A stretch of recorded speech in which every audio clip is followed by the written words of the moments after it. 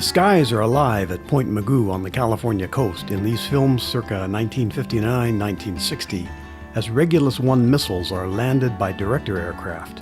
Watch for Navy TV-2 versions of the T-33 flying as drone director and chase aircraft.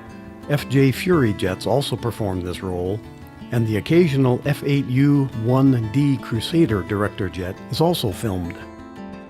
Later, a rare Temco Corvus air-to-surface missile, intended to knock out radar stations with a small nuclear warhead, is test-launched from an A4D Skyhawk out of Mugu.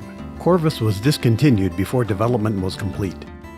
The Regulus I missile by Vought Aircraft carried forward the U.S. Navy's vision for a post-World War II guided missile that could capitalize on and surpass test efforts with U.S. copies of the V-1.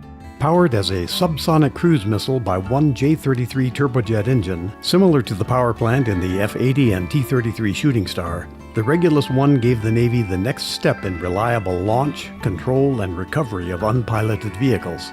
Equipped with landing gear and a braking parachute, Regulus missiles in testing and training could be flown again.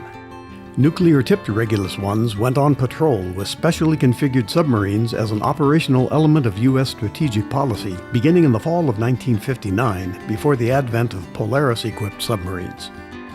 I'm Fred Johnson, and you are watching the Airailimages channel. Thank you, we appreciate it. Have you subscribed?